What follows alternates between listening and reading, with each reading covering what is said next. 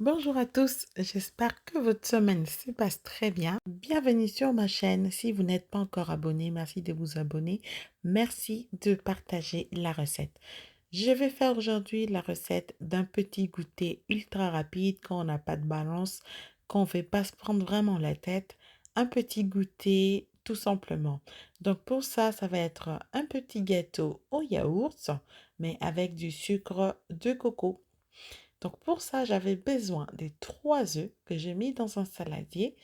Après, j'ai rajouté un pot de yaourt saveur vanille parce que mon gâteau, de toute façon, je vais mettre l'extrait de vanille.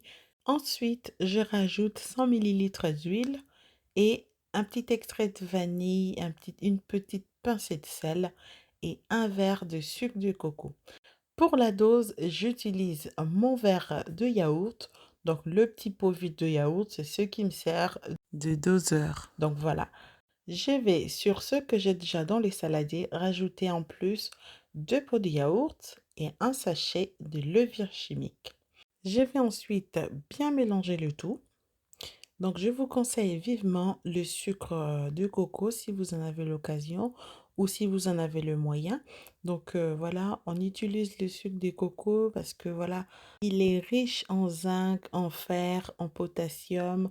Il est riche en vitamine B. Donc, voilà, il a beaucoup de propriétés qu'on ne retrouve pas généralement dans d'autres sucres. Donc, voilà, si vous pouvez manger ce sucre, ça ne vous fera que du bien. À la rigueur, utilisez aussi le sucre des cannes. C'est ce qui est bon aussi. Donc voilà. Pour revenir à la recette de notre gâteau, donc voilà. J'ai bien mélangé la pâte à l'aide d'un fouet et je vais laisser reposer comme ça 2 à 3 minutes pour laisser un peu le sucre fondre. Parce que c'est pas comme du sucre blanc. Quand tu mets, et, ça se fond rapidement. C'est un sucre qui se fond progressivement. Au bout de 2 3 minutes, ce serait déjà suffisant. Au pire des cas, si vous voyez vraiment que vous arrivez à avoir encore des petits points noirs de sucre de coco par-dessus, le mieux serait encore de mélanger jusqu'à faire fondre tout le sucre. Donc voilà, une fois que le sucre va être fondu dans la pâte, je vais aller prendre un moule que j'ai beurré fariné. Donc, on badigeonne bien le beurre dans le fond du moule et ensuite on met en pluie un peu de farine pour permettre à votre gâteau de ne pas coller dans le fond. Ensuite, on va enfourner à 180 degrés pendant 30 minutes. Au bout de 30 minutes, on va piquer le couteau, voire même 25 minutes.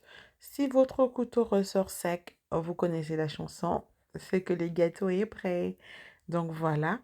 On les déguste comme ça, ou sinon vous pouvez prendre un petit peu de chocolat fondu. Vous attendez que votre gâteau soit refroidi complètement. Et puis ensuite, vous prenez votre chocolat fondu, vous renversez par-dessus en faisant tout le tour pour vous aurez une belle décoration. Donc voilà, moi j'ai pas pu faire ça parce que ça sentait tellement bon qu'aussitôt c'était même chaud, j'ai même pas laissé refroidir, je mangeais aussitôt. Donc voilà, pour vous dire combien c'était très bon et combien ça sentait très très bon. Voilà, voilà, chers amis, j'espère que la recette d'aujourd'hui vous plaira. Merci à vous de l'avoir regardé jusqu'ici. On se retrouve très bientôt pour la nouvelle recette. Mais avant tout, veuillez vous abonner à ma chaîne. Merci beaucoup. Bye bye.